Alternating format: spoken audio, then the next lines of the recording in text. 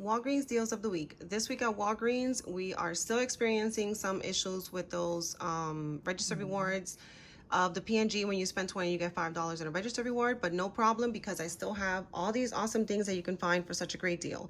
I got all of this for pretty much nothing or low out of pocket if you're including your taxes in that. So let's get to it.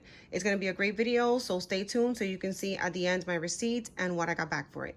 So the home complete bags are a 50 count are coming out to normally $6.99, but this week we have a 30% off coupon on our apps that you can get 30% off on all my Walgreens items, including a lot of what I have in front of me. So the home complete bags are $6.99, and then it has 30% off, which takes off about $2.10. The My Walgreens liners are buy one at $179.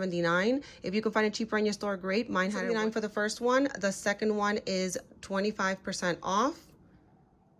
And of course, on top of that, we have that 30% off. The Nivea is buy one at $1.79, and the second one is 50% off. And you also have a $2 digital coupon in the app.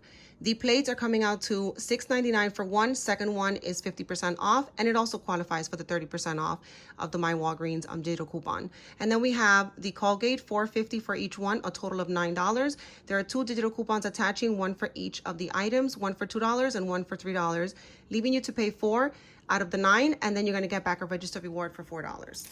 So here is a breakdown of everything that I bought. As I mentioned, I used $10 from a registered reward from a purchase of diapers that I had purchased yesterday.